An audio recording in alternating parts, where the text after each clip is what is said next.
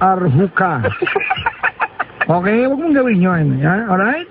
Opo. Hindi lang po nila kasi nararamdaman yung nararamdaman. Hindi, naiintindihan kita. Alam kong gustong-gusto mo siyang paligayahin kasi nakikita mo na hindi siya napapasaya ng boyfriend niya. Diba? Opo. Yun ang kwento niya sa'yo. Ibig sabihin, kaya hindi niya iniiwan yun kasi napapasaya pa siya noon. Hindi mo lang makita kasi pag masaya siya, kasama niya yun. Tinatakbuhan ka lang niya kapag malungkot siya. Kaya yun lang ang nakikita mo, di ba? Pero Papa Jack, inamin niyo na rin sa akin na gusto niya ako. Alam mo kapatid, ganito kaya inamin siya na gusto ka niya kasi nakakuha siyang simpatya sa'yo. Meron siyang fallback sa iyo. Diba? Kung mahal mo itong babaeng ito, wag mo siyang hayaang magkamali ng dahil sa'yo. Okay? Opo. Kaya mo dumating yung pagkakataon na wala na sila tsaka maging kayo. Manligaw ka. Hindi na maganda. Pero yung aagawin mo siya sa kalagitnaan ng kanyang relasyon, pangit iyon. Kaya mo masolve muna yon. Hindi yung masolve hanggang paharang-harang sa relasyon nila. Alright? Opo. O ikaw yung my girlfriend. Nag-away kayo. May lalapit, matutuwa ka? Hindi po. O kita mo na. Ano sabi nila?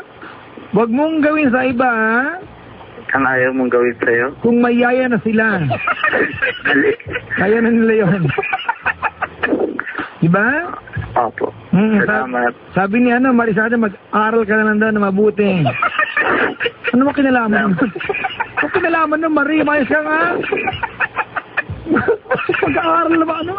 Anong kinalaman ng pag-aaral dito? Umayas! Okay? Opo. Salamat, Papa Jack. Sige ha, naliwanagan ka ba? Opo. Mamaya flashlightan kita. Para mas maliwanagan ka pa. Okay na? Opo. Pwede ko po siyang batiin? Bawal po ba? Babatiin mo siya. Opo. Hindi kilalang pag-awayan nila yan. Hindi naman siguro. Hindi, di ba? Sinabi mo na gusto mo siyang agawin. Pag narinig ng boyfriend niya, yung intention mo, binati mo pa siya, o away na naman, gusto mo ba siyang inaaway dahil sa'yo? Hindi po. Hindi ko naman po babanggitin yung pangalan niya. Alam niya naman yun. Ba't babatiin mo pa? Parang wala namang... Ha? Hindi, may tawagan kami. Ate. Ate po yung tawagan namin. Kilala niya na ako nun. Pwede po. Ilan taon ka na ba? Ilan taon? Oo. 17. O, lahat po ng more than 17, 18 patas, binabati po niya May dudugtong ka pa? Hindi po. Sige. Para sa kanya. Oo. Pwede na po. Bahala ka. Sige, dali, go. Ate, pagaling ka. Nag-aantay ako dito. Mamalim pa kita. Yan po. Lupet. Ikas mo. Ganun talaga Nababalo na po ako Anak ko, ba't ka nalog sa akin? Hindi. Kanina pa po ako nakikinig. Tagal ko nga makatawag Puro busy. Hindi, binababaan kita. Alam ko kasi na i-etchingin mo lang ako. Sige po. Sige. Joke lang. Okay ka na Opo. Okay ka na? Opo. Salamat po. Okay na? Opo. Okay na, no? Kamag-anak ko ba si Mark? Hindi po. Malayo. Yung unang color ka sa Wild Confessions? Hindi po, malayo po naman yata.